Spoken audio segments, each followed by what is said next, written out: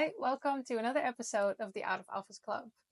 Today is all about something called, or something that I call, a travel burnout. Everyone, of course, constantly talks about this freedom that you get as a digital nomad and how amazing it must be to travel the world and how much freedom you have. Um, but now that I've been living as a digital nomad for 2 years, I can promise you that although the travel part is amazing and I still love it so much, there is something called a travel burnout, which I know might sound a bit surprising because what's better than traveling the world? But it can feel exhausting. And there have been moments where I wasn't sure if I was doing the right thing, if I even liked traveling anymore. Um, and I know that's what's going to happen to many of you if you do decide to go and travel for a long time or maybe, long term like I'm doing. So, and even if you maybe have already traveled before for a long period of time and realized, oh, I don't feel great the whole time while I'm doing it, or at the end, I felt so exhausted and tired, then this is also a really good episode for you because you might have thought to yourself, oh, maybe I don't like traveling that much, or this isn't for me. But I want to kind of tell you my personal experience with how I handle traveling for this long and kind of the exhaustion that I sometimes get from it. And also to tell you that that is just completely normal. And give you some tips also on how to manage it or how I manage it and what has really helped for me. So, first, I want to talk a bit more about what this travel burnout even really is, because it's definitely not like an actual burnout. Those are a lot worse and serious, but travel burnout is more where you feel tired and done with traveling. Even though you love it so much, you feel exhausted, which is very strange because you know you love it so much. So then why would it ever be too much or too tiring? And I've noticed it a couple times while traveling. I think the first time I had it, it was on my very first kind of world trip that I did, which was I traveled around Europe and then I did Asia and then I went to New Zealand and Australia and New Zealand. And my last destination was New Zealand. I had an amazing time there. I was there for a month. But the last week, 2 weeks, I could not be bothered to do anything. I didn't want to go and explore the city I was in. I didn't want to make any new friends. I didn't want to try any new foods. I didn't care anymore. I was over it. All I wanted to do was go home. And of course that was amplified because I already had a flight home booked.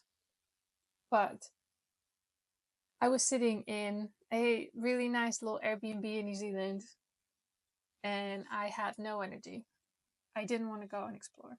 And that has happened to me in more places and not always at the end of my trip, sometimes after a month, sometimes after 2 months. And it's usually at a moment where I'm either tired of traveling itself and exploring, or I've stayed in one place for too long. Sometimes you're just over a country or over a place and you want something new. And that's also when it felt like that for me. And what I found so tough about that is that I felt kind of guilty about it because I get to travel the world. Like that is amazing and I'm so grateful for that. So why am I then sitting here feeling lazy and with no energy? And that made me feel guilty. I'm supposed to enjoy where I am and see the country, and I'm not. And that's tough. But like I said, it happens to me a lot when I'm in the same place for too long, or I know it's the end of my trip and I'm going home soon, or maybe I'm just not in the right place for me. Not every destination that you pick will be as you expected or will fit you very well. And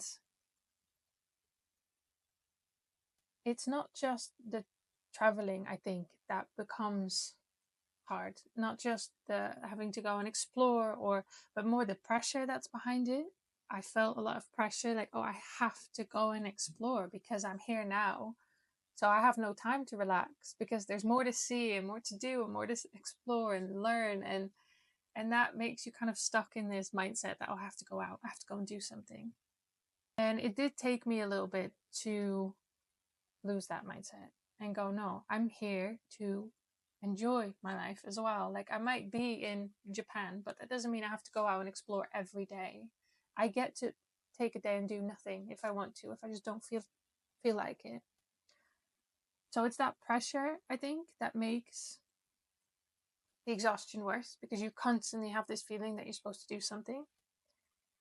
Of course, it's also very tough to stick to any routines. So it can be, I don't know, just you can feel a bit off because you're constantly doing all these things. It's all a bit messy. Everything's a little bit more difficult.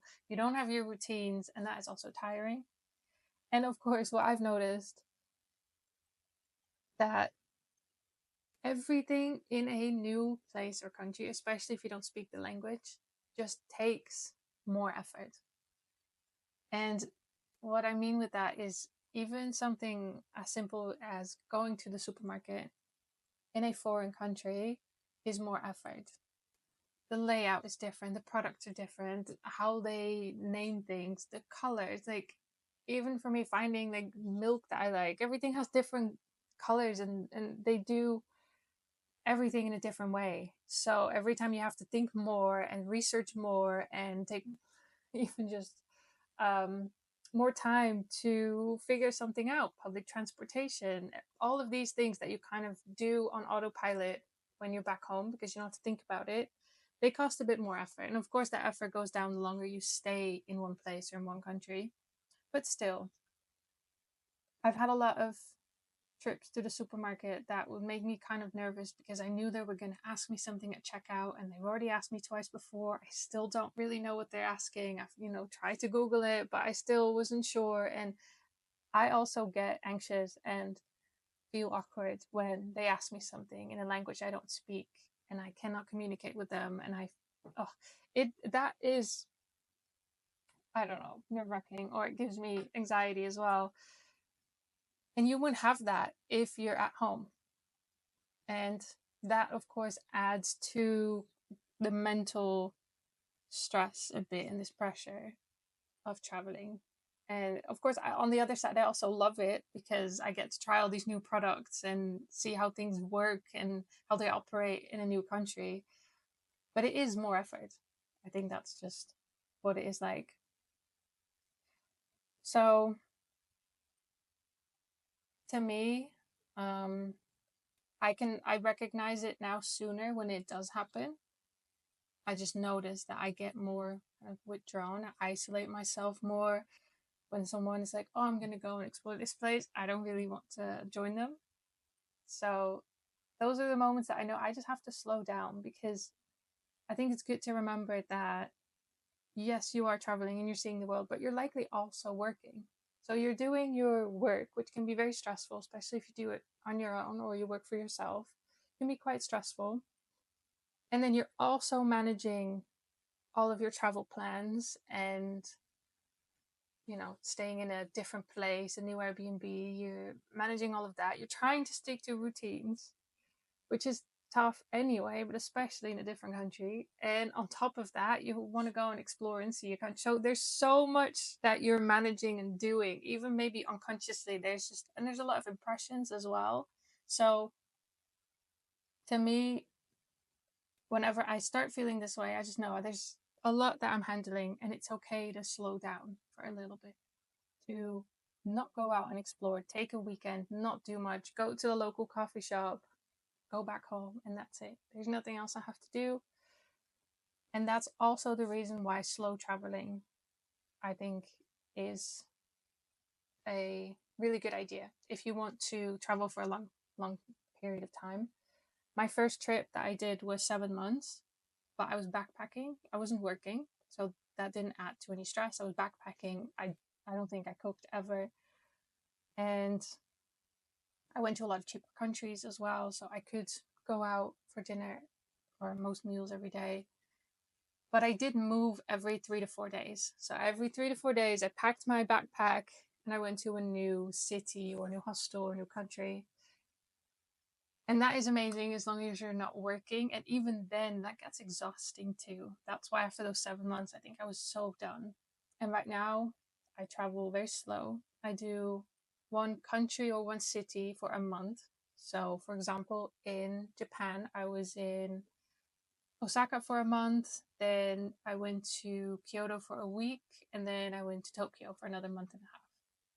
And then from there, I did little trips. When I traveled Sri Lanka, I did 1 week in every city. I did a month in a surf camp. So that was a bit of a mix, but still, I still would say that I travel very slowly. I only move when I know, okay, I've seen what I wanted to see here and I feel ready for something new. And as long as I still feel like I'm okay in a place and I still like it, then I stay. And that way, I just make it a little bit easier for myself. It's not as rushed. And again, when I do feel like I'm getting a bit overwhelmed or it's getting a bit much, I have the time to do nothing for a couple days. So that's what really helped me. Plus, I have also accepted that I will never see everything a place has to offer.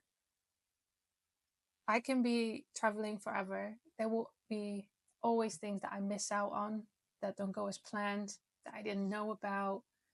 And I've let go of that pressure.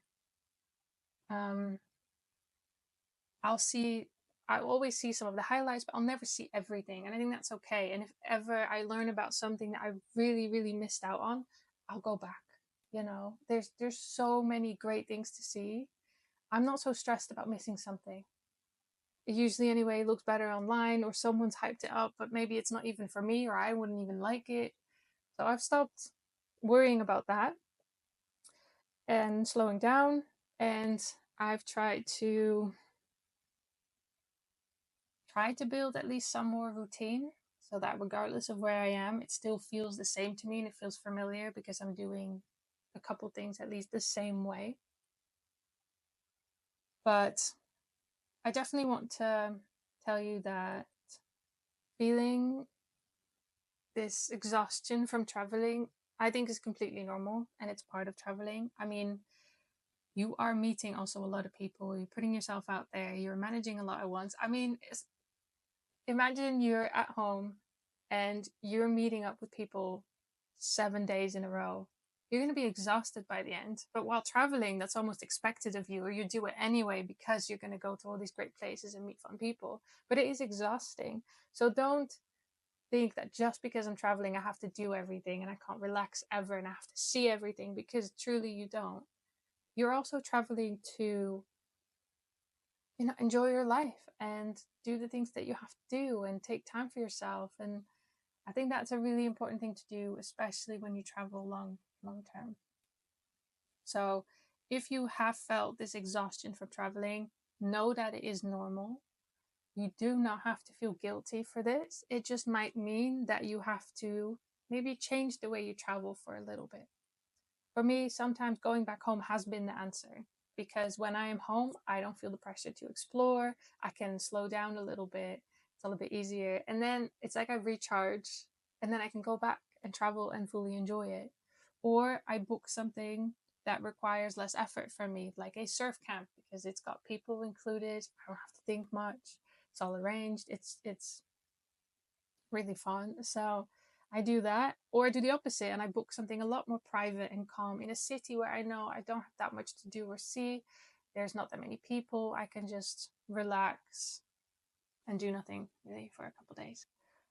So yeah, I hope that those tips kind of help. I hope maybe if you do recognize yourself in this, that you know it's okay and that my tips maybe helped, or maybe that you even give solo traveling another shot after you felt like it was too much. Or if you're new to traveling, you know what to expect. It is amazing, but it can get a bit too much or exhausting, and that is completely normal. So I hope this really helped. And If you have noticed any other thing while traveling for a long time, then definitely message me anywhere that you're watching or listening to this. Also, if you like this episode, don't forget to like and subscribe. That really, really helps. And yeah, follow me on social media as well, because that's where I share a lot more details about traveling.